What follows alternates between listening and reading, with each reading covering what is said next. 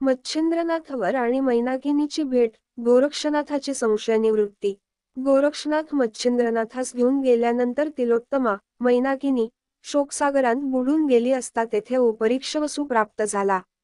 त्याने तिला घरी नेऊन बोध केला आणि तिचा भ्रम उडविला. त्या समयी तो म्हणाला, या जगात जे सर्व दिसते ते अशाश्वत व नाशिवंत आहे. म्हणून शोक करण्याचे काही एक कारण नाही. तू जेथून पदच्युत झाली होतीस, त्या स्वर्गांतील सिंहलद्वीपी आता चल. 12 वर्षानंतर मी तुला मच्छिंद्रनाथास भेटवीन. गोरक्षनाथ व मीननाथ हेही समागमे राहतील. आता हा योग कोणत्या कारणाने घडून येईल म्हणून तुला संशय असेल, तर सांगतो ऐक. सिंहलद्वीपास इंद्र एक मोठा यज्ञ करीत. त्यावेळेस तेथे विष्णू, ब्रह्मदेव, शंकर आदी करून श्रेष्ठ देवगण येतील, नवनाथही येतील. यास्तव आता शोकाचा त्याग करून विमानारूढ होऊन सिंहलद्वीपांत चल. तेव्हा ती म्हणाली, इंद्र यज्ञ करो अगर न करो, पण मच्छिंद्रनाथाची भेट करविण्याचे आपण मला वचन द्यावे, म्हणजे माझा जीव स्वस्थ होईल. ते ऐकून त्याने मच्छिंद्रनाथाची भेट करवून देण्याबद्दल वचन दिले. मग त्याच्या आज्ञेने मैनाकिनी दैर्भामा नावाच्या आपल्या दासीस राज्यावर बसवून आपण स्वर्गी जावयास निघाली. मैनाकिनीच्या जाण्याचे सर्व स्त्रियांना परम दुःख झाले. तरी जाताना तिने सर्वांची समजूत केली व दैर्भामेस नीतीने राज्य चालवून सर्वांना सुख देण्यासाठी चांगला उपदेश केला. नंतर मैनाकिनीस विमानांत बसवून सिंहलद्वीपास पोहोचविल्यावर उपरीक्षवसू आपल्या स्थानी गेला. अशा रीतीने मैनाकिनी शापापासून मुक्त झाली. इकडे मच्छिंद्रनाथ फिरत फिरत गौडबंगाल्यात आले. येताना वाटेत कानिफनाथाची गांठ पडली. तेव्हा आपल्या गुरुचा शोध या कानिफाने पक्क्या खाणाखुणा सांगितल्यामुळे लागला असे मनात आणून गोरक्ष मीननाथास खांद्यावरून खाली उतरवून कानिफनाथाच्या पाया पडला. भेटताना डोळ्यांतून अश्रू वाहू लागले. मग मच्छिंद्रनाथाने त्यास रडतोस का म्हणून विचारल्यावर गोरक्षनाथाने बदरी केदार सोडल्यापासून तो पूर्वी कानिफाची भेट झाली होती त्या वेळेपर्यंतचा सर्व मजकूर निवेदन केला.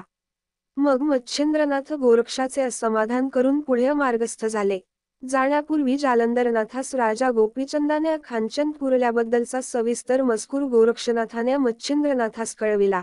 जालंधरनाथास घोड्याच्या लिदीन पुरल्याची हकीकत ऐकताच मच्छिंद्रनाथास अनिवार्य क्रोध येऊन तो गोपीचंदाच्या नाशास प्रवृत्त झाला. नंतर ते फिरत फिरत गोपीचंदाच्या राजधानीचे नगर हेळापट्टण येथे येऊन पोहोचले. तेव्हा कित्येक ग्रामस्थ मंडळी त्यांस भेटली. त्यांच्यापाशी शोध करीताना कानिफाने जालंधरास वर काढल्याची, गोपीचंदास अमर करविल्याची व मुक्तचंदास राज्यावर वसविल्याची सविस्तर बातमी त्यांनी सांगितली. ती ऐकून मच्छिंद्रनाथाचा कोप शांत झाला. मग हल्ली येथील राज्यकारभार कोणाच्या अनुसंधानाने चालत आहे म्हणून ग्रामस्थांना विचारल्यावर मैनावतीच्या मार्फत तो चालतो, असे सांगून लोकांनी तिची स्तुती केली. मग तिची भेट घेण्याचा उद्देशाने गोरक्षनाथ व मीननाथ यांस घेऊन मच्छिंद्रनाथ राजवाड्यात गेले. तेथे आपले नाव सांगून आपली राणीला भेटण्याची मर्जी आहे, यास्तव आपण आल्याची वर्दी देण्यासाठी दारावरील पहारेकऱ्यास पाठविले. त्या द्वारपाळाने जलद जाऊन कोणी योगी 2 शिष्यांस घेऊन आला आहे असे मैनावतीस सांगितले. त्याच्या स्वरूपाचे व लक्षणांचे वर्णन करून हुबेहूब जालंधरनाथाप्रमाणे तो दिसत आहे असे कळविले. मग प्रधानाधिकरून मंडळी समागमे घेऊन मैनावती त्यांस सन्मानाने मंदिरात घेऊन गेली व त्यांस सुवर्णाच्या चौरंगावर बसवून त्यांची तिने षोडशोपचारांनी पूजा केली. नंतर आपले चरण अजघर्य लागल्याने मी कृतार्थ झाले वगैरे बोलून तिने मच्छिंद्रनाथाची पुष्कळ स्तुती केली व आदरपूर्वक विचारपूस करू लागली. त्या समयी मच्छिंद्रनाथ आपली मूळ कथा सांगू लागले. मी उपरीक्षवसूचा मुलगा. मला मच्छिंद्रनाथ असे म्हणतात. सर्व समर्थ दत्तात्रेयाने मला अनुग्रह दिला. त्यांनीच जालंधरनाथास उपदेश केला. तो जालंधरनाथ माझा धाकटा गुरुबंधू होय. त्याची येथे दुर्व्यवस्था झाली असे ऐकण्यात आल्यावरून मी येथे क्रोधाने येत होतो, परंतु येथे झालेला सर्व प्रकार इकडे आल्यावर ग्रामस्थांकडून मला कळला. यावरून तुझ्या उत्तम गुणाबद्दल मी जितकी तारीफ करीन तितकी थोडीच होय. तू जन्मास आल्याचे सार्थक करून घेऊन त्रिलोक्यात सत्कीर्तीचा झेंडा लावून घेतलास.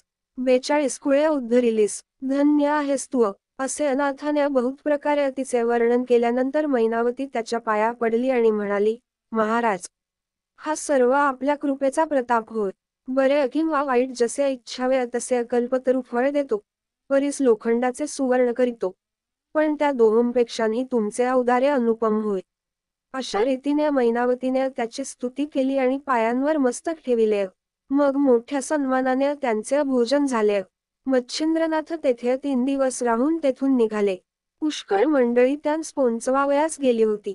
हेळापट्टणाहून निघाल्यानंतर गोरक्षनाथ व मीननाथ यांसह मच्छिंद्रनाथ फिरत फिरत जगन्नाथ क्षेत्रास गेले. तेथे 3 रात्री राहून तेथून पुढे निघाले. ते फिरत फिरत सौराष्ट्रगावी मुक्कामास राहिले. तेथे दुसऱ्या दिवशी सकाळी गोरक्षनाथ भिक्षेकरिता गावांत गेला. त्यावेळी मीननाथ निजला होता. तो उठल्यावर मच्छिंद्रनाथाने त्यास शौचास बसविले. इतक्यात गोरक्षनाथ भिक्षा मागून आला. तो येताच त्यास मीननाथास दूध आणावयास सांगितले. मीननाथ लहान वयाचा असल्यामुळे त्याचे हातपाय मळाने भरून गेलेले पाहून गोरक्षनाथास घाण वाटली. तो मनात म्हणाला, आपणा संन्याशास हा खटाटोप कशाला हवा होता. अशा प्रकारचे बहुत तरंग मनात आणून मच्छिंद्रनाथाच्या स्त्रीराज्यांतल्या कृत्यास त्याने बराच दोष दिला.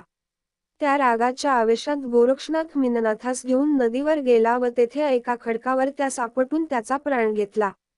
नंतर त्याचे प्रेत पाण्यात नेऊन हाडे, मांस मगरी, मासे यांना खावयास टाकून दिली.